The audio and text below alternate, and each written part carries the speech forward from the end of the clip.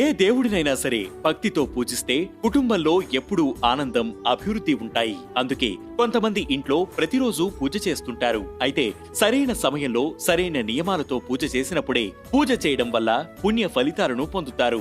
హిందూ ధర్మంలో పూజ చేసే సమయాన్ని బట్టి దానికి కొన్ని పేర్లు నిర్దేశించబడ్డాయి. అవి 5 విధాలుగా ఉన్నాయి. తెల్లవారుజామున 4:30 నుండి 5 గంటల వరకు మొదటి పూజ చేయవచ్చు. బ్రహ్మ ముహూర్తంలో చేసే ఈ పూజ చాలా విశిష్టమైనది. ఉదయం 9 గంటలకు రెండవ పూజ చేస్తారు. మధ్యాహ్నం 12 గంటలకు మధ్యాహ్న పూజ చేస్తారు. సాయంత్రం 4:30 నుండి సాయంత్రం 6 గంటల వరకు పూజ చేస్తారు. ఇక ముగింపుగా శయన పూజ రాత్రి 9 గంటలకు చేయవచ్చు.